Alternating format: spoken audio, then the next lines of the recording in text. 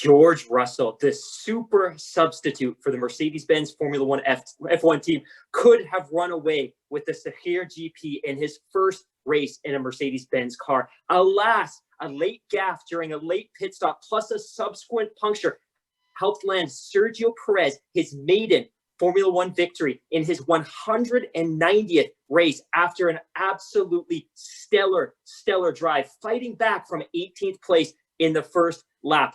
This is the podcast that is always up to speed with Formula One here on the Overtime Media Network. I'm Mark Hamilton, joined as always by the show's legendary founder, Mark Daly. My goodness, we started talking 2 weeks ago about what could possibly be left in this F1 season to keep people engaged and interested, and it has been an absolutely thrilling couple of weeks, punctuated by, I probably shouldn't use that term, poor George Russell, but punctuated by an absolute thriller in Bahrain today on that semi-oval, which I think our listeners are probably pretty familiar with. Oh my gosh, I don't even know where to start. What were your initial thoughts coming out of this race?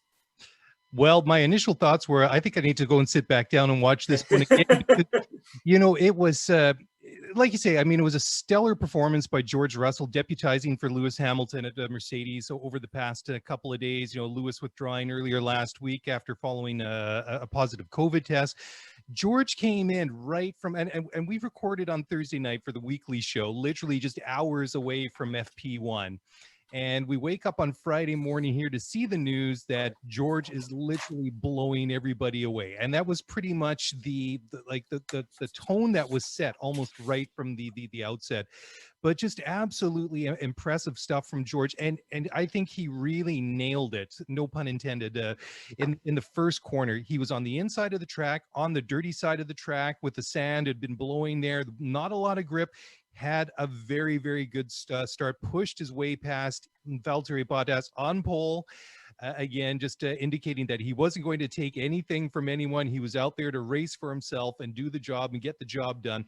Push Valtteri out of the way to a certain extent. Nice, clean overtake, but a very, very, aggressive move into turn one. And then everything kind of backed up there. You had Valtteri kind of holding on a little bit and then fending off Charles Leclerc, Sergio Perez, and Max Verstappen, who were all scrapping behind them, get up into turn four.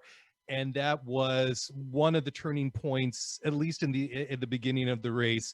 It was Charles and Max and Sergio all basically wheel to wheel. Valtteri kind of getting in the way. Max backs off. He eases out of it. Well, actually, he slammed on the brakes to get out of that.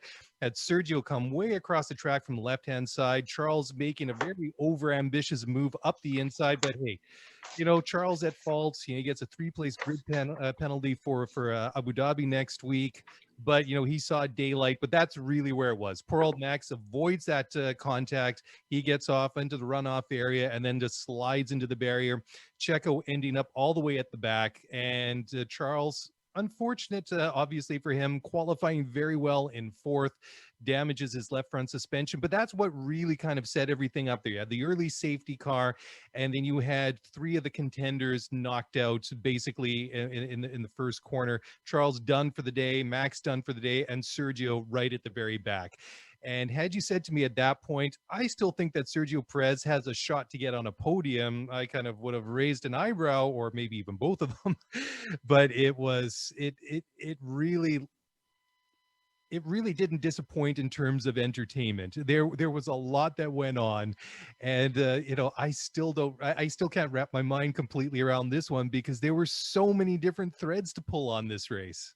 We've been talking a lot about this the last couple of days, and I'll be honest, I didn't watch this race live, and I don't watch a lot of races live because they're typically on at 5 or 6 a.m. our time. So yeah. It makes a little bit more sense for us to be able to record them and kind of watch it at our leisure a little bit later. And the risk in doing that, though, is oftentimes you accidentally open Instagram or you get a text from a friend. And I got a text from a friend this morning, and incidentally, this is the same friend who spoiled the conclusion of the 2015 MotoGP season, which is something I still haven't lived down and I still feel a little bit bitter about, but he's a good friend. But I was getting ready to go for a run and I checked my text messages, and I kind of did the math in my head, and it was late in the race. And the text message was like, wow, Russell's leading this late. And I'm just like, okay. So I went for a run and I didn't check.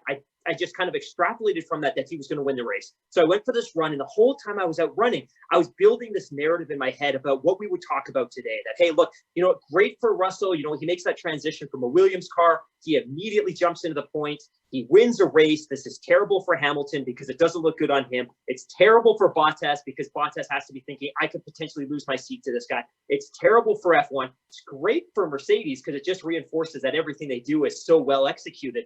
But that was kind of the narrative I had in my head. So I came home and I watched the race with my wife. And I think there was a point where he's leading the race and Bottas is doing absolutely nothing to close in on him. And my wife's like, okay, I think this is done. But I think you did a really good job of summarizing that in that first lap on the fourth corner, when Leclerc goes hot, makes contact with Perez, collects Max, goes into the wall. At that point, it was kind of like, anything could happen here. A couple of the traditional podium sitters are out of the race. We could see a really unique conclusion. And I'm thinking, I don't know how it's not going to be Russell and Bottas 1, 2 in some order, but I have to give Russell all the credit in the world from free practice 1 and free practice 2 to just being pipped by Bottas in qualifying. His weekend was perfect. He, as a driver, couldn't have done anything better. And you talk about the fact that, hey, this is Hamilton's car. Well, the announcers did a really good job of talking about the fact that he didn't fit in that car. In fact, he was wearing racing boots that were sizes too small just so he could get his feet into the pedal box. Like, this wasn't a car that was built for him. So I think he executed superbly. Ultimately, the outcome was really decided by some external factors. But pit stops, they're part of a race. Punctures, it's part of the race. And in the post-race interviews, he was pretty gracious about that. He said, look, at the end of the day, punctures are part of the race. This is a team sport. We win together. We die together, all those kind of pieces. So he was disappointed, but not necessarily bitter. But I think for me, despite the fact that he didn't win and he didn't get a podium, I think it throws up a pretty significant red flag for Mercedes about the future of Bottas. And, you did a great job a couple of weeks ago by talking to the fact that Mercedes has been very strategic with Bottas. And this isn't a guy they signed to 2 or 3 year deals. It's always a 1 year deal, a 1 year deal, a 1 year deal. And it was only in August that they renewed him for 2021. And I got to think now that if I'm Mercedes, maybe I just buy him out and I bring Russell in. Like, what possible advantage could there be for Russell to waste away at Williams for another year? He's not going to learn anything. He's not going to develop. He's going to be in a car that, for all intents and purposes, is not going to be any better than it is this year. Like, if I'm Mercedes and I'm really motivated and invested in him as part of the future of this team, why wait? He demonstrated this weekend that he's already better than our number 2 driver. You need to make that transition, and you either buy out Bottas, and I think he's at about $8 million US a year, or you help cover that rate and you move him into the Williams team. Either way, I think for Formula One, it's not a good look. It's not a good look necessarily that he can step from the worst car in Formula One to contend for a race overnight. But what it does do is reinforce that all of the things associated with the cost cap and conflict agreement, F1 has recognized that there's a massive parity issue. And hopefully in the next couple of years, we'll start to see some of that kind of erode, because so far this year, and we've kind of seen glimpses of it, we've had 13 different podium sitters this year versus 8 last year. Mm-hmm. That's really exciting. And that's really, really, really fun to watch. But I think ultimately the race was a thriller. Heartbroken for Russell, thrilled for Sergio. And there's so much we can talk about with Sergio, but just in terms of Russell, his race management, his pace, his tire management. I also had, and it's funny, but when the race started, my wife and I kind of looked at each other. I'm just like, I don't think Bottas is going to hold this for more than a lap or two. He didn't hold it for a corner before Russell passes him. And instantly, within a couple of laps, he's up 3.5 seconds, and he's just caning it. And it was funny too, because Russell came on the radio at one point. He's like, okay, when can I open this up? And it's like, you're not at full speed. You're not in party mode now. Like, this is remarkable. But yeah, it was a thriller of a race, regardless of the outcome. Yeah, you made a number of really good points there, Mark. And I think that we'll look back at the Sakhir Grand Prix at the end of the year, or even as, right now we're doing it. Whereas today is the date, December 6, 2020, that Valtteri Bottas indicated the best before date for Valtteri Bottas. It became known to everyone because he said a couple of days ago before the race, everybody showed up again at the track to get ready for get going for this event, that if he didn't do well compared to Russell, that it would not be a good look for him. And I mean, Russell had him all weekend long. I mean, he only missed pole by 2.5 hundredths. I mean, that is not a very, very big gap, especially for a guy. I mean, he's not even the official reserve driver. He hasn't even really been in these cars for a couple of years, because I mean, he was a reserve driver before. And then, Stoffel Van Dorn. So, I mean, it didn't even look, when some of this discussion was going out earlier this week as to who was going to jump in that car for Lewis Hamilton while, he recovers, from COVID. George actually kind of didn't immediately make sense. I mean, it made sense because he was there. He's in the Mercedes system, but, on paper, he's not the official reserve driver. But I mean, like you say, I mean, he just impressed the entire weekend, and it really does, really poses Mercedes with a difficult question now, because like you say, if he goes back to Williams for another year, he's not going to improve on his racecraft. He's not going to learn anything more. It's just going to be another year for him in an uncompetitive car, where he's shown that he can come and get the business done in a car that, isn't even designed for him.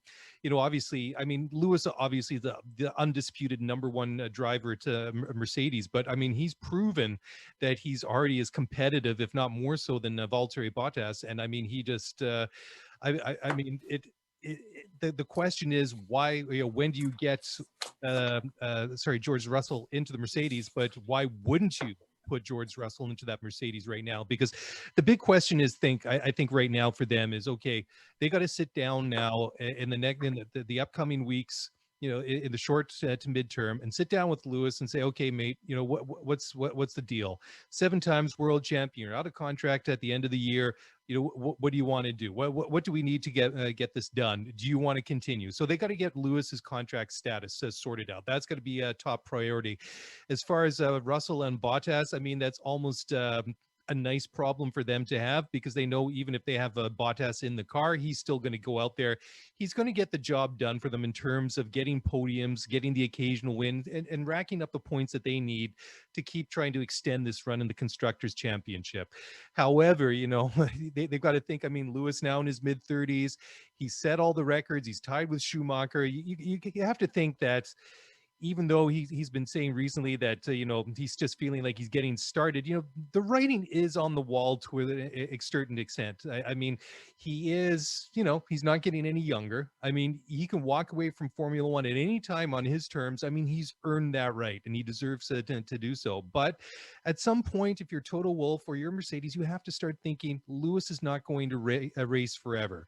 And if you've got a guy like George Russell in the, waiting in the wings, maybe this is a guy that you want to bring into the team now, knowing that maybe in a couple of years Lewis isn't going to be there anymore. Although it kind of poses a different problem as well, whereas that Lewis just has to go out there and do what he needs to do and not push himself more than he needs to, and he knows that he's going to be faster than Valtteri Bottas. The big question is, you put Lewis in a car and George Russell in the same car, what is that gap going to be? I mean, we know what Lewis is going to do based on years and years of, material to draw from, compared to one weekend for George Russell in a Mercedes. So it's a very small sample size, but he's asked a lot of questions this week, and it really, really does set up, I think it really puts a lot of pressure on them, definitely on Bottas.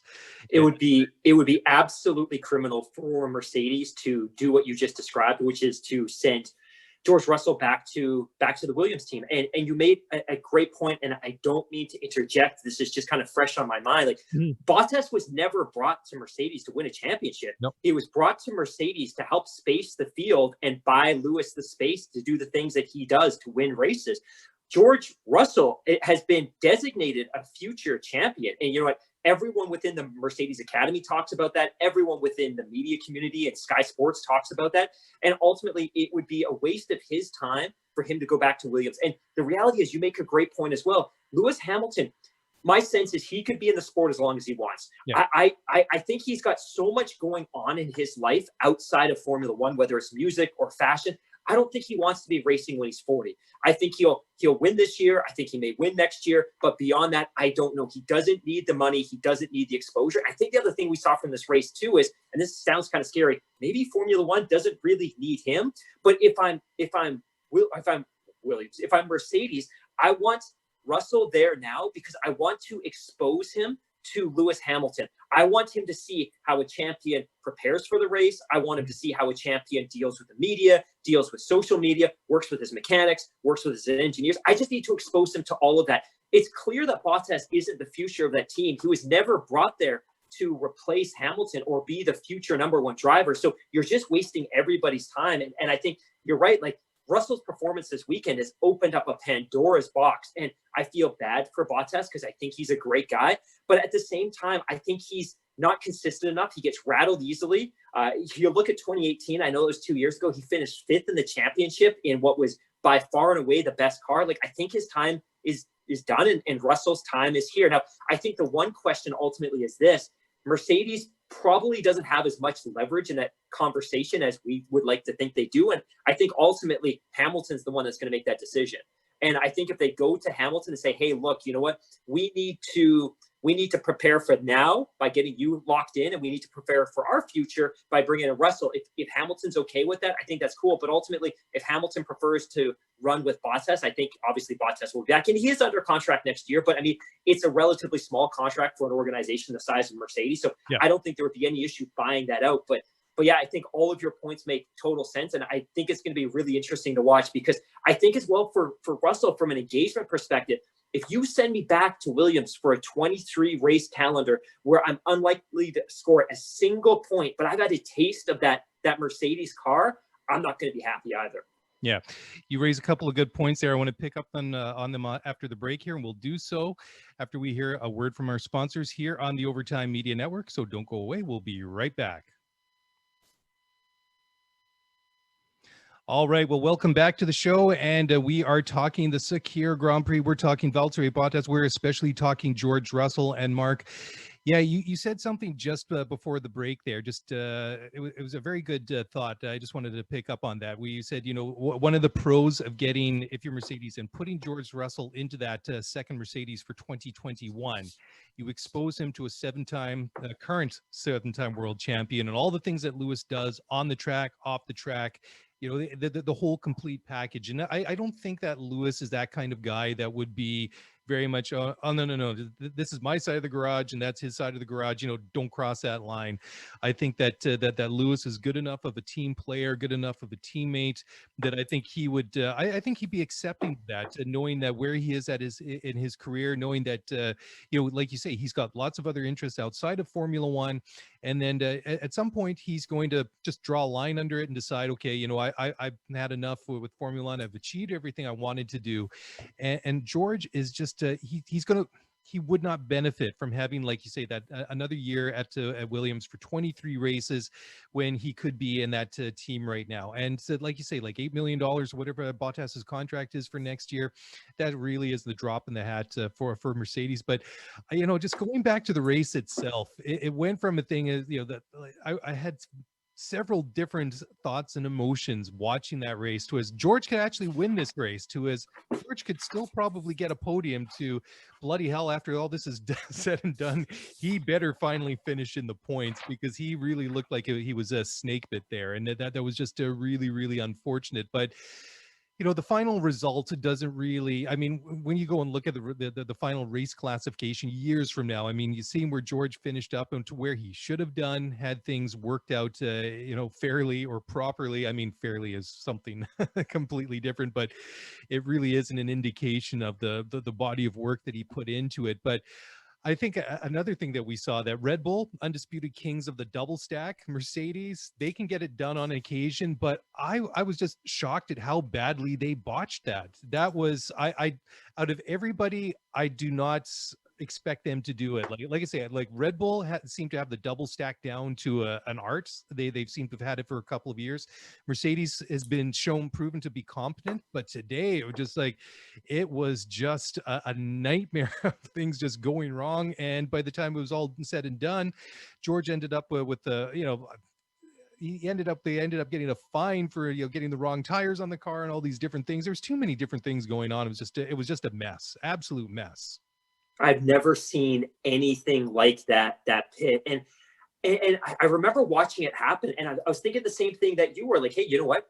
They brought at least some fresh history of being successful at executing a double stack. And this is an incredibly complex maneuver. But again, if I'm going to bank on any team being able to make it happen, it's going to be Mercedes. But the sheer fallacy and the sheer chaos that was that double stack was, and it wasn't just that it was ill-timed and that there was error and that there was a brake on fire and that it held up both drivers, but it was ultimately that you put one of Bottas's tires on Russell's car, which ultimately triggers a fine. And thank goodness it was a fine, because it also could have been an in-race penalty. It could have been a grid penalty. It could have been all sorts of different things. But ultimately, that means that poor Russell has to come back in again. And it ultimately means for Bottas as well that he ends up going back on the same tires. So he sits in there for like 60 seconds, but exits with the exact same tires that he came in on. Like, it was absolutely mind-boggling. And that said, I know that a lot of people were arguing that towards the end, one of the reasons that Bottas kind of fell backwards through the pack so much was because he was on those old hard tires. But I would argue that Stroll was on old tires, that Ocon was on old tires, and they were just doing a better job of managing their tires at that point. And maybe there's kind of an emotional aspect that was upsetting Bottas. But I would have expected that double stack would have gone well. And then, of course, the puncture was ultimately just the cherry on the top of what was really a chaotic finish. But it's heartbreaking to see somebody lose a race like that. That said, I still don't think you can put an asterisk on this race, because pit stops are a fundamental part of the sport. And ultimately, if Formula One wanted to do away with pit stops, there's ways they could do it. Ultimately, we don't refuel now. They could create a tire with a compound that would allow drivers to go the entire race. Like, you don't need to have mandatory pit stop, but they do it because it adds a new dynamic to the race and it creates a little bit more excitement. But ultimately, Russell was really good in the post-race interviews because he was asked about this. And I think some of those that were interviewing were trying to trip him up a little bit to get him to speak negatively, but he was very positive that, hey, we're a team, we race as a team, we err as a team. And it was obviously nice to hear that. And obviously he wants to build some emotional equity with that team that he might potentially race with next weekend in Abu Dhabi and ongoing. But it was heartbreaking to see. And it was about as bad as you could have imagined. And I think the last time I saw a tire mix-up like that was probably Bottas back in 2015, but it was heartbreaking to see. Yeah, well, I mean, Total Wolf. I mean, take this for what it's worth. He actually attributed the whole debacle for the double stack due to the fact that the George's side of the garage didn't hear the radio message that they were coming in, and so there was all that mix up. So, whether or not this is true, or it's just Toto trying to save a bit of face in the media. You can argue that one either way. I mean, only those those guys wearing the the silver overalls really know what happened in that Mercedes garage. But it was a disastrous thing. But I mean, you can make that argument, or you brought up Bottas dropping through the field after that pit stop, going back on the old tires, and sure, I guess that's a part of it. But it seems to me that when things don't go his way, that he tends to really fade. Like, I'm starting to really wonder, a little bit about his mental fortitude, his mental strength, and when he's dealt a bit of adversity. I mean, George looked rock solid, and despite the fact we had that unfortunate late puncture and everything like that, I mean, he still did what he needed to do and was able to bring the car back. He was able to fight back and get into the points. And that's why it would have been extra disappointing for George that had he been disqualified or was given a time penalty or some other way that dropped him out of the points, it would have been just bad karma. It just would have been so unfortunate for the guy, especially after he did everything else right. But we really should talk about a lot of the different things that went on in the race here. I mean, let's just go down the final race classification for the points paying positions. Of course, we had Sergio Perez winning this one for Racing Point, Esteban Ocon and Renault for seconds. You did not hear that incorrectly. Lance Stroll rounding out the podium in the second Racing Point. Then you have Carlos Sainz, Danny Ricciardo, Alex Albon, Danny Kvyat, Valtteri Bottas in eighth, George Russell ninth, and Lando Norris in the second. McLaren in P10. So I mean, it really did change things up. And I mean that we only had one other car that was not classified at the end of the race, aside from the Verstappen and Leclerc, who were ruled out after that first lap incident. That was Nick Latifi and the other in one of the Williams. So I mean, as far as cars dropping out, I mean there really wasn't too many. We didn't lose too many drivers this weekend, but it was interesting too, because I really wanted to see what Charles was going to do in that Ferrari. I must admit, I was very surprised that he qualified where he did. And we all know how Charles is able to extract every ounce of performance out of a car, be it a good car or a bad car, somewhere in between. So it's unfortunate that that ill-advised move that he made, trying to make that overtaking maneuver in turn 4 on the first lap, was the end of his day. Because I mean, Vettel just, unfortunately, and I mean, he's just running out the clock there. But I mean, Seb was P12 in the second Ferrari. I mean, he was just miles behind the top by the time it was all said and done. I mean, he was behind Pierre Gasly. I mean, disappointing for Gasly as well to finish outside of the points. I mean, he's had a pretty good season, but then I guess the other cars that you have outside of the points, and this is really telling. You have so like I said, well, I guess by the time so I was just going to go through P1 to 10, but I think it bears mentioning too, just the rest of the classification. You had Pierre Gasly, the AlphaTauri Honda. They had Vettel with the Ferrari, Works Ferrari. Then Giovinazzi and Raikkonen in the two Alphas, and you have K-Mag in the Haas. You had Jack Aitken in the Mercedes Powers Williams in 16th, and then you had Pietro Fittipaldi, who was the final classified car in P17, and that was the second Ferrari powered car. So I mean, in those cars outside of the point, there are a lot that had Ferrari power. So it would have been interesting to see where Charles would have ended up. I don't think he would have been able to keep it up that high during the race. I think he probably would have finished somewhere in the points. Of course, this is just speculation on my behalf, but that was certainly one. But, I guess just talking about, we should talk about Sergio Perez, because he's going, this was his penultimate race in Formula One for the time being, without a contract for next year as of now. And obviously there probably aren't very many options left, if any, at this point. But, it really was interesting to see how he fought back, because he obviously had a very, very quick car underneath him. He had a very good start. And, my initial reaction to that first corner, or sorry, fourth corner incident with him and Charles and Max was, I kind of put that sort of like 95%ish on Charles and 5% on Sergio, only for the fact that he was really out wide left and came across. But I mean, it was more of the fact that, if you get into an accident where somebody rear ends you, the insurance always like puts you like 5 or 10% at fault just because you were there. And that was almost the same thing for poor old Sergio. But I really thought at that point his race was done. But I guess, fortunately for him, the safety car period went long enough that that he, even though he ended up at the back of the pack, it wasn't as though he lost he had to go around the entire lap, with he didn't have a front wing, and was lost so much ground to the other cars. So at least from that point of view, he was far down in the running order, but he still had a lot of time and a lot of laps to catch up.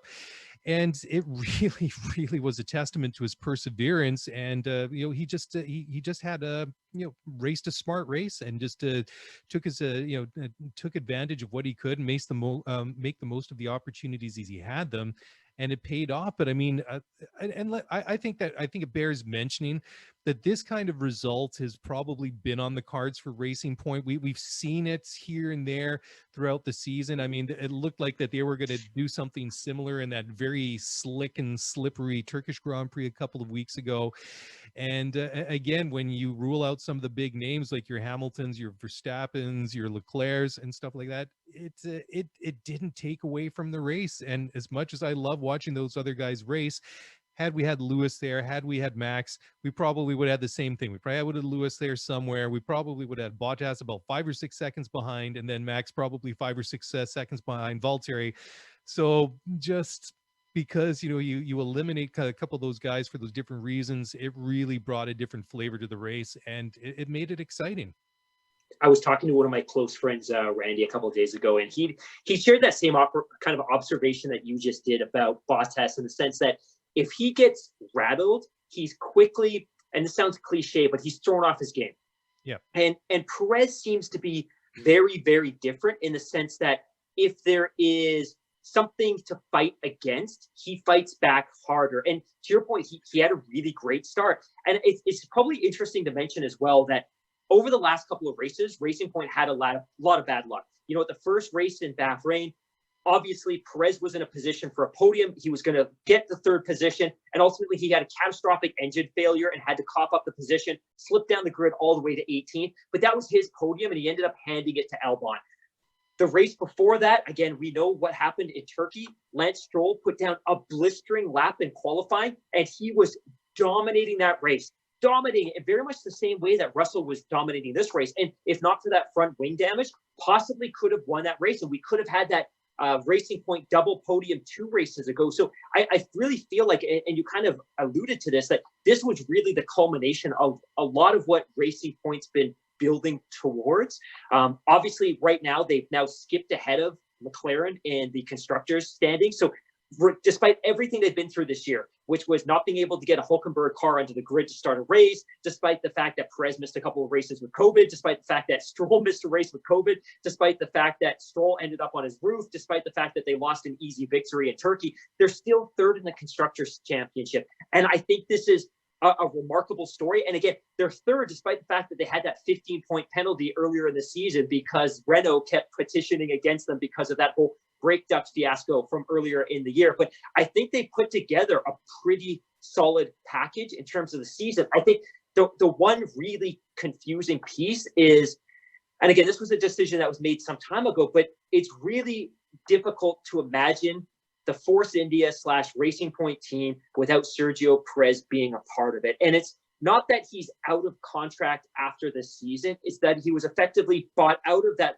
3-year deal he only signed last year. So we're not going to go into the upcoming season without Sergio Perez. So for a lot of reasons, I think fans were happy for him. I was happy. His race was spectacular. Like you said, you know, he made contact with Charles early in the race, corner 4. It was probably a little bit his fault, and I think he was probably a little bit lucky that there wasn't a penalty there or any points deducted. But ultimately, he drove a masterful race. He was absolutely the king of tire management. He was still building a lead at the end of the race. I still think Russell probably would have caught him. Whether he would have passed him, I don't know, but I think it would have been an absolutely thrilling end. But ultimately, I think this is a fantastic finish for Perez. And this is a guy now in his 10th season. He's almost always been the underdog. You know, this is a guy that started with a couple seasons at Sauber. Second year with Sauber, he had 3 podiums, almost won a race in Malaysia, almost got Fernando Alonso at the end of that race, made the transition to McLaren. For a ton of reasons we won't get into now, many of which were political. That situation didn't work out, as he was effectively rescued by Force India. And he's had some really great results. But currently, right now, this is a guy who is sitting 4th in the Drivers' Championship. This is the best season he's had by a mile, despite the fact that he missed 2 races due to COVID. And then this is a guy that's effectively without a race seat next year. And I think the question, and you know what, it gets me worked up, but I want to hear your thoughts on this one before I kind of vent any further. Well, I've got plenty of thoughts on that, and we'll do so just as we take another break here on the Overtime Media Network. So don't go away, and we'll come back. We'll talk more about Racing Point and Sergio Perez. All right. Well, welcome back to the show. And how was that for a cliffhanger? But hey, obligations are obligations here. Yeah, you know, the whole Sergio Perez thing, like you say, I mean, he's been having a great year despite some of the adversity that he's had, you know, he went back to Mexico during the summer, you know, to visit his mother, came back, tested positive, missed a couple of races at Silverstone. But, you know, he's come back and then he's had to deal with this whole adversity. I mean, it just unfortunately seemed that once that whole conversation started, linking Sebastian Vettel going to Racing Point / Aston Martin for 2021. Of course, it was a lot of speculation at the time, and it was downplayed by Sebastian at Yeah. the time. But I always think that sometimes that when you hear these things sort of like thrown around in the media, that old saying where there's smoke there's fire, that there was something to that. And it's just a little bit well, it's more than a little bit unfortunate for Sergio, because I mean, certainly if you're Lawrence Stroll and the people that are putting all the money into that team right now, despite some of the hiccups that they've had along the way, especially this year, I think you have to be feeling pretty good about that. I mean, obviously a double podium finish today with the victory and a P3. I think you're obviously feeling very good about that, because those opportunities have kind of come and kind of slipped through their fingers throughout different points during the season. So they're going into like a brand new year next year. Obviously, we're going to get the Aston Martin whole slant to that, and they're going to have that branding. You got a 4-time world champion Sebastian Vettel coming in. The money's coming in from the investors. So this is a team that's doing good things. And certainly, I mean, like you say, there was all this controversy, like this rolling protest from Renault for all these multiple races earlier in the year. Then the penalty, the 15 points, like you say, that were deducted, and all that drama that they had. And I mean, ultimately, they did design a good car. This whole controversy from the pink Mercedes aside, I mean, it was interesting because when you heard Otmar Safnauer talking about it, yeah, obviously he was, you can't avoid the fact that it looks very much like last year's Mercedes W10, but he was quite frank and open about it, saying, yeah, we borrowed on those concepts, we worked on them, but we dropped a long way back from where we were before we started to make the positive steps forward. But they've had a good car and a quick car all year long, and Sergio, it's a tough time for him to walk away. But I think he's leaving Formula One, and if he does, I mean, obviously the one seat that is still potentially up for grab is the Red Bull. I mean, Christian Horner has said that they're not going to make a decision on Albon until after the season. So I mean, we're coming up to the final race next week, so they're going to find out, or they're going to make that known, I would hope, fairly soon. I mean, at least for Albon's sake, and so he knows whether or not he's in that team next year, or if he has to start looking for something else. And then likewise for Sergio, or whoever ends up drawing into that place, notwithstanding. But even if he does have to sit out, I mean, he's already been saying that he has options on the table for 2022. It's bad timing, because to sit out a year at any time is not a good thing. But I mean, at least I guess from he can take the moral high ground, I suppose, because he's had a good year, he's had some good results, he's done everything that he needed to. But unfortunately, when the music stopped, there wasn't a seat for him to sit down on the musical chairs of Formula One. And I think that's tough for the guy. And, a friend of mine, very good friend of mine, he's from Mexico. He's not a huge Formula One fan, but he follows it close enough. So after the checkered flag was waved today, there were a lot of excited text messages coming from my friend about Checo Perez, and he's automatically been labeled a legend in Mexico. So there you go. I'm just wondering if we can now rename the track in Mexico, the Autodromo Hermanos Rodriguez y Checo Perez. It seems like Love it. yeah. But yeah, it's unfortunate, because if he does draw back into Formula One in 2022, that's great. I think he deserves a spot in Formula One. I mean, he's done so much. I mean, he literally helped trigger the whole series of events a couple of years ago to get Vijay Mallya out of Force India, and to bring in that opportunity for them to open up the whole process, go into receivership, and let Lawrence Stroll come in with his investors and rescue that. So from that point of view, that's really, really tough, because he's been there, he's been a good team guy. I mean, he's done the business for them, and unfortunately that's professional sports, that's Formula One, and I certainly feel for him on that front. But where it'd be interesting, of course, he's not going to say it, regardless if he has these options or not for 2022. That's a different story. But if he does, it'd be interesting to find out, if you got Sergio, in a quiet corner, so come on, Checo, what are your options for 2022? Who could it be? And well, I don't know. I've sort of I've been tossing that one around in my mind, and at least from this side of the fence, looking outwards into Formula One, it's a little bit kind of hard to really speculate with any kind of clarity at even at this point. I heard him make those comments today as well, that he's effectively made peace with the fact that he may not be in the sport in 2021, and he's already looking forwards to 2022. But I did the math, and I don't know where that ride is. And of the options that would conceivably be available in 2022, I don't know that he'd necessarily want them. And I mean, at the end of the day, there is still conceivably an option.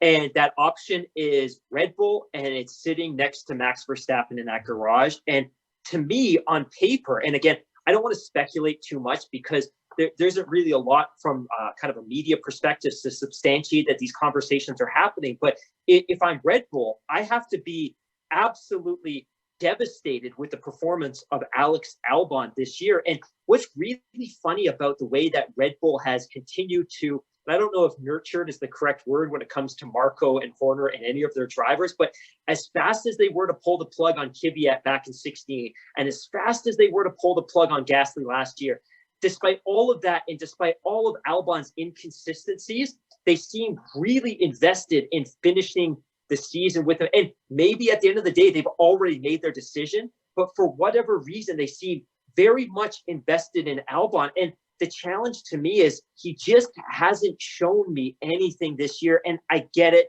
The guy's right now he's 8th in the championship. He's got 93 points, but he is so far off the pace when it comes to competing with his teammate, Max Verstappen. It's laughable. Qualifying pace, practice pace, race pace. He's got none of it. And one of his most recent podiums was really just the byproduct of Perez, who we're talking about having catastrophic engine failure. And don't get me wrong, Alexander Albon is a phenomenal kid. He is a sweet kid. I really, really, really like him. And I think he could really have benefited with a complete season with AlphaTauri. And ultimately, he got promoted when Gasly got stepped down. But I think it's been a challenge for him. But I just don't think he has the pace. And I think as well, if I'm Red Bull and I'm serious about contending for a constructor's title, I can't do it when there's so little parity between my drivers. You look at Max Verstappen this year. He has, despite a handful of retirements, 1, 2, 3, 4, despite 5 retirements this year, Max Verstappen has 190 points in the Drivers' Championship. If you look at our friend Alexander Albon this year, he's got less than half the points that his teammate does. That's not acceptable. Ultimately, and I can't get my head wrapped around, if I'm Red Bull, why I would want to sign up for more of that when I could bring Checo in, help him understand from the very beginning that ultimately this is Max's team. You know, he's the number one driver, but you're going to have an opportunity to win some races because you've got one of the best cars on the grid. Like, if I'm Checo, I'm going to sign up for that in a heartbeat. I don't know why they haven't extended that offer. And again, this conversation is really speculative, and it's a little bit dangerous and irresponsible sometimes to have these conversations. But I just look at it from a business perspective. If I'm that Milton Keynes-based Red Bull team, what am I waiting for? And why am I going to continue to give Albon these opportunities? If I think he's a good driver, move him back to AlphaTauri, bounce Kvyat. You know what? He's used to be bounced out of Formula One, and he hasn't had a great year himself. But I don't understand what their hesitation is when you now have a race winner who's a proven great guy, great teammate, great culture guy, and now a winner. Like, what are you waiting for? Yeah, especially when you lay it out like that, just in those last, couple of sentences there, Mark, it really does beg that question. It's like, why, if you're Christian Horner or Helmut Marko, why are you not picking up that phone right now and calling Checo Perez and his agent? Is like, guys, we need to sit down and talk, because let's face it now, they know what they've got in Alex Yes. Albon. I mean, yes. the car now for a year and a half. So, like you say, I mean, you frame it really well. You look at Max, he's got like 190 points. Alex has like 90 points. I mean, they're roughly 100 points between them. And I mean, if you look now at the drivers' championship as it is, I mean, despite all the adversity and all the things that Sergio Perez has dealt with this year, he has 125 points. He's the next guy in line after Max. And then it kind of, everybody kind of bunches up behind that. But, I think that if Checo had the full season, he hadn't missed those couple of races, excuse me, I think that his points total would have been more than that.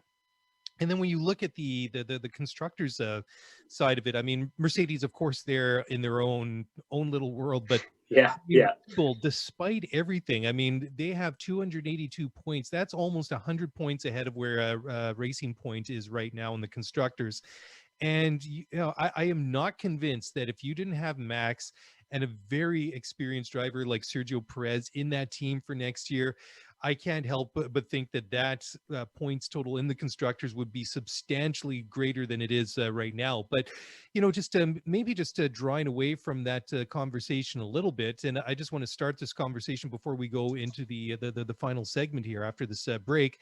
But it's interesting too. If you look at the constructors, it's still not a final. I mean, it's finalized obviously from the point that Mercedes is constructors champions again, but those places 3, 4, and 5, that whole situation is looking very juicy and interesting going into the final race. And we'll talk about it here just on the other side of the break on the Overtime Media Network. So don't go away. We'll be right back. All right. Well, welcome back to the podcast. It is always up to speed with Formula One. Mark and Mark here, just breaking down the Sakhir Grand Prix. And just before we went into the break there, Mark, we were just talking about Racing Point for quite a while in Checo Perez, but just moving away from that now, I wanted to look at the battle in the Constructors' Championship for places 3, 4, and 5. Obviously, 1 and 2 was sewn up, but 3, 4, and 5, I think, is very interesting because it really is. Well, I guess if Red Bull are the also-rans compared to Mercedes, and not to be too insulting or offensive to all the other teams in Formula One, but I guess these would be the also-rans. But bad jokes aside, I mean, you look at Racing Point, third in the constructors with 194 points, McLaren with 184. And Renault, they've kind of clawed their way back, at least to have a bit of a say in this one going into the final race in Abu Dhabi next weekend. Renault have 172 points. So this is definitely up for grabs. I mean, there is only 20-something points, 22 points separating all three teams. And I'm hoping for another wild and crazy weekend at Yas Marina next weekend, because I think that this has been a fascinating situation to watch over the past several races. And I mean, based on what we saw this weekend, I think that obviously that third is Racing Point's position in the championship to lose. But I think that McLaren and Renault have obviously acquitted themselves, very, very well over the entire season. I mean, these results just aren't based on one race. But I mean, you look where we had Esteban Ocon getting his first podium in P2. You had Danny Ricciardo in P5, and then you had the McLarens both in the top 10. Carlos Sainz in P4, and then Lando in P10. So maybe I mean Lando was a little bit off compared to his teammate. I mean Carlos looked a little bit more racier the entire weekend, but those are I think that's a pair of good results for both of those teams. And even though Renault, I think, is a bit of an interesting one because, they're currently fifth in the Constructors' Championship. But I don't think that's maybe a true indication of maybe not their entire season, perhaps maybe the second half of the season. I mean, Ricardo's had a couple of podiums, Ocon getting this one. And I think that's a good confidence builder for the young Frenchman, because when he came into Formula One, when he started out with the Racing Point, I think he did very well in his first part to his Formula One career. Well, except maybe that time at Interlagos a couple of years ago when he tried to unlap himself and then took out Max Verstappen. But that was obviously the one exception. I mean, he did very well, and then he was like Sergio Perez, 2 years ago, where he found himself, and so he had that year out of Formula One last year. And I felt that this year coming back into Formula One with Renault, good place for him to land, but I really felt like it's taken him time to really. We've seen little bits and pieces from him, but I really feel like he's kind of been a little bit further behind everyone else, and he's kind of been working up to that. So I think that was a great result for him. But I think certainly the results that we've seen from Ricardo, especially the second half of the season, I think that it's been maybe a little, I don't want to say a success story. That seems like a little bit too much of an embellishment, but I think that maybe they're finishing the season in a good place, because I felt like last year they kind of dipped. I mean, certainly after when they came back into Formula One, when they took over Lotus a couple of years ago, that obviously there was only one way that team could go, and that was up. And you saw that progression, and then it kind of leveled off and kind of dipped back down a little bit, I thought, in 2019. So this year, I think that they've had a much better season, several podiums now for both drivers. You got Fernando coming in next year, which is going to be I think that is an interesting dynamic. You have this whole rebrand to Alpine Racing, which, I guess it's a marketing thing, but sort of playing on the whole historical side. But I think this is an interesting team to watch for next year. And then also you have that this sort of like parallel side to that. What with Ricardo, I always thought that was a bit of a strange situation. I always felt that he left Red Bull because he knew that was Max's team, and he just jumped at the first decent opportunity that he had.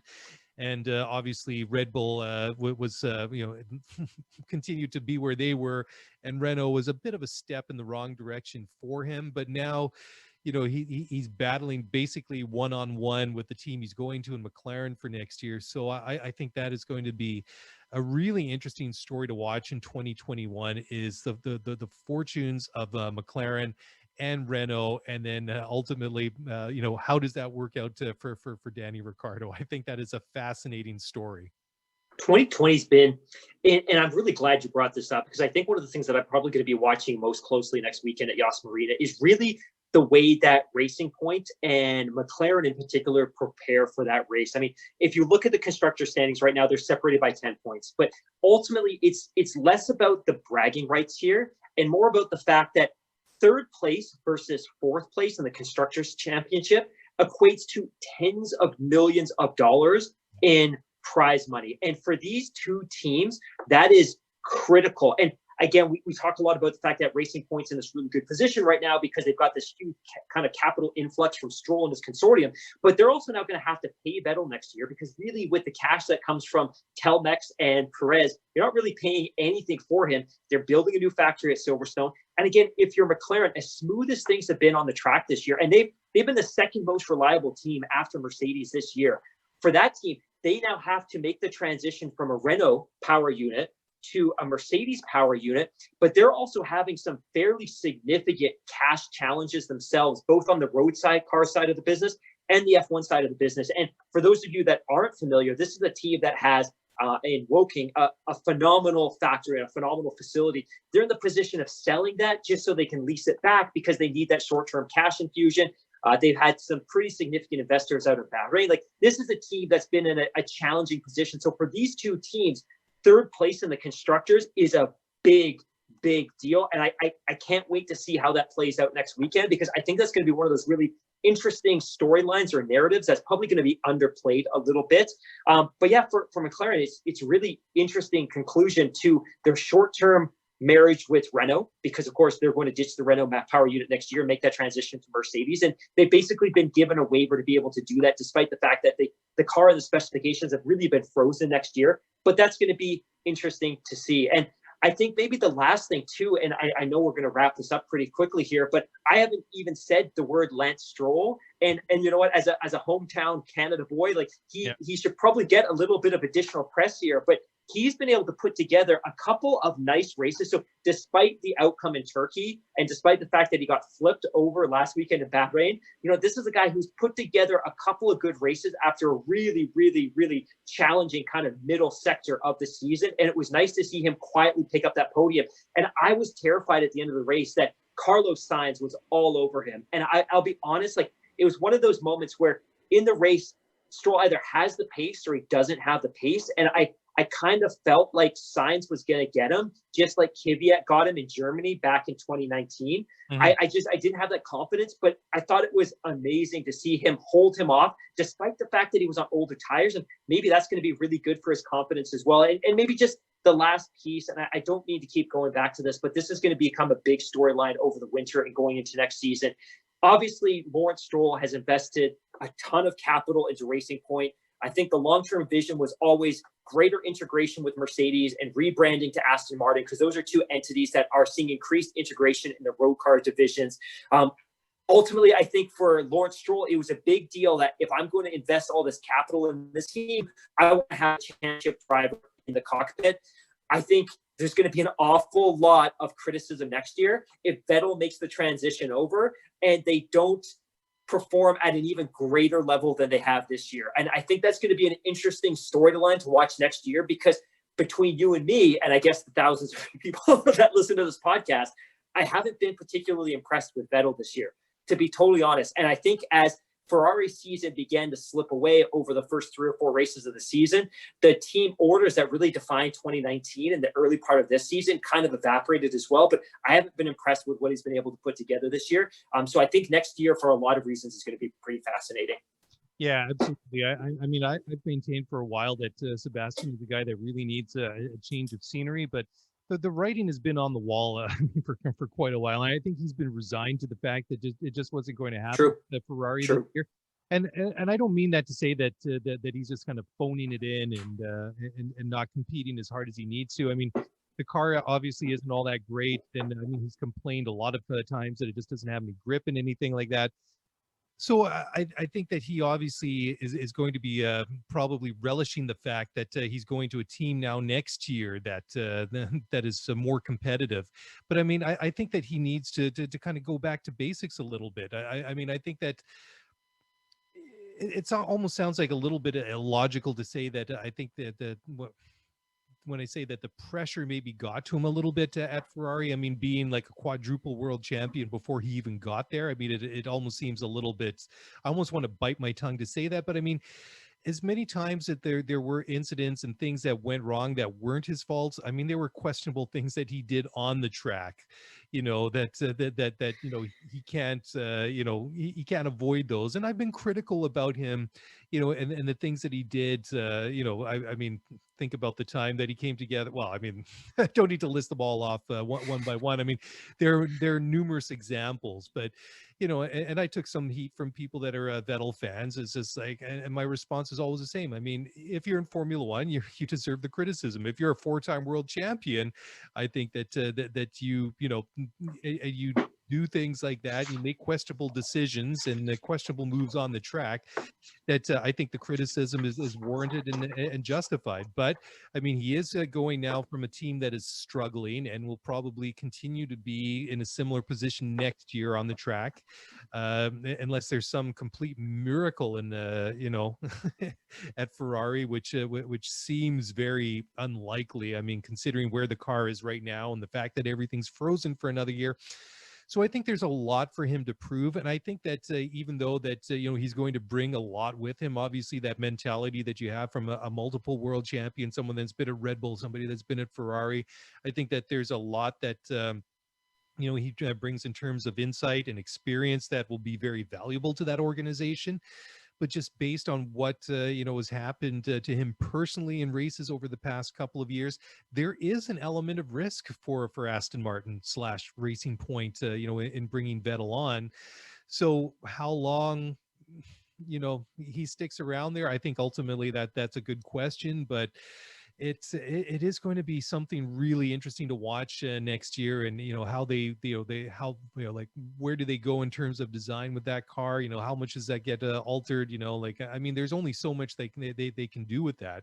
So it's going to be a fun one to watch. But also too, with the one question, and I almost kind of hate this one too, is the people that always say, well, the only reason that Lance Stroll is in Formula One is because he's got a rich dad that bought him a team. And they're like, well, yeah, okay. I mean, obviously his dad has a lot of money, and obviously that money opened a lot of doors. But I mean, regardless how much money his dad has, and the same goes for any pay driver, that if you don't have some innate and natural talent, it doesn't matter how many dollars or pesos or pounds or euros you bring with you, you're not going to be there. But the question is, I mean, and we've seen more from Lance this year, and it's just interesting to see. I mean, he must be really salivating at the opportunity, you know, for next year with all the money that's coming in, and he's going to be sitting in the same garage next to a 4-time world champion, and being a young driver himself, he must be really looking forward to that opportunity, because I think that if it's going to happen for Lance in Formula One, it's going to happen, and he's really going to show us what he's made of. I think he's shown us more this year than he did in the first couple of years. Now that he's been with Racing Point for a couple of seasons, and that team continues to have more money coming in, and they're doing better things. But the ultimate question is, at one point would they ever consider, Lance shouldn't be with that team anymore? But I think that he's shown enough for the time being that the indications is that there's more to come from Lance. And I think last weekend in Bahrain, that rollover accident where he got unceremoniously tipped on his roll bar by Danny Kvyat kind of summed up his season. It just it was just frustrating to watch and unfortunate.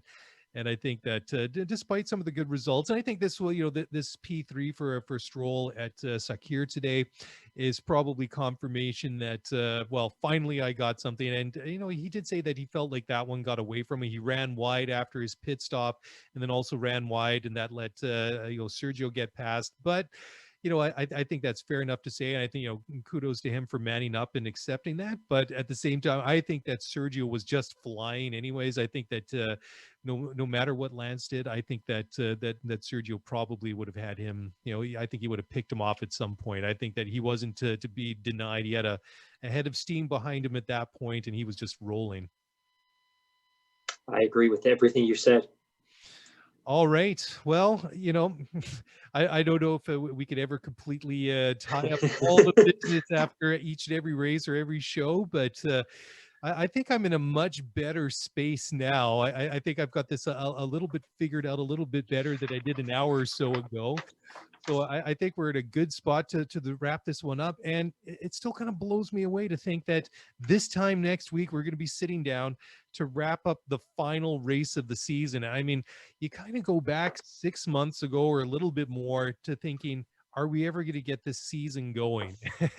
And I mean, after that race was canceled in Melbourne, when COVID really started to snowball, and it looked like the whole season was going to be a wash. And then there was, rumors and stories. Oh yeah, well, we're looking at a shortened season, to finally getting this 17 race season confirmed and up and going. That even though that it's all been decided, Mercedes are champs, Lewis is champ again, I don't want the season to end, especially these past several races. I've really enjoyed a lot of the races this year, even though I know that Lewis kind of walked away with it. But I think that the final tally and in both championships, the final results, by the time it's all said and done next week, doesn't really do a lot of justice. I think that the racing has been a lot more enjoyable. I think the races have been a lot more enjoyable than maybe the points and the results maybe show. Yeah, I completely agree. I think maybe the other thing to kind of wrap this one up as well, partly because I'm so exhausted after kind of stewing on this race all day and having watched it and now talked about it. I agree. I feel a lot better that I feel like I've better now sorted out the circumstances that led to the outcome in my head. But I think one last thing to mention as well, and I think I would be remiss if I didn't mention this because we talked so much about Mick Schumacher last weekend. He secured the F2 championship today. Despite a late, ugly lockup, he is an F2 champion. He is also an F3 champion. So he will now enter Formula One as a heavily credentialed racer. He's done everything in the lower formulas necessary to set himself up for success. I think maybe the only question mark is how long Ferrari, we talked about this last week, we don't need to get into it, but how long he's going to be left to kind of stew at Haas and what they look like from a performance perspective. But I thought that was interesting as well. And I just, given, I know I don't pay a ton of attention to the lower formulas, but I think just given the fact that he obviously has a really rich racing lineage, and because we talked about him last week, it was probably worth mentioning that he did secure that title. And obviously, like we talked about last week, it doesn't look like he's going to be in a seat next weekend.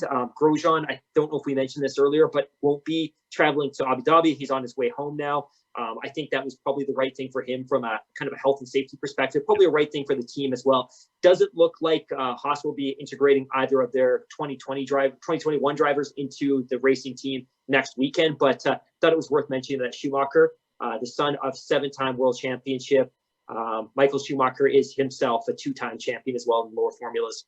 Yeah, congratulations to Mick, also the nephew, the legendary and lesser well-known Ralf Schumacher. No disrespect to Ralf Schumacher, but it's always kind of interesting, when you see compare the two Schumacher drivers, just how Ralf was a capable Formula One driver in his own right. But certainly, I mean, it is going to be something to really watch. I mean, we're going to have to watch him mature, obviously, at his time with Haas. But I mean, he brings a lot, I mean, there's a lot riding on his shoulders. There's a lot of expectations to live up to. I mean, when you're the son of Michael Schumacher and coming from that family with that background and, like you say, that racing lineage, but like you say, he's now a fully credentialed and very experienced driver in the lower formulas, and it's going to be interesting to watch. And hopefully Haas can give him a good car underneath him next year. But even if they don't, at least exposure to Formula One. And if you really want to go back and listen to that discussion that we had about Carlos Sainz being under pressure at Ferrari, despite the fact he hasn't even raced in Ferrari yet, go back and listen to last week's show, because we talked about this in detail. Yeah. And certainly that is something to, going to be, I mean, we talked at length about the whole George Russell and Valtteri Bottas situation.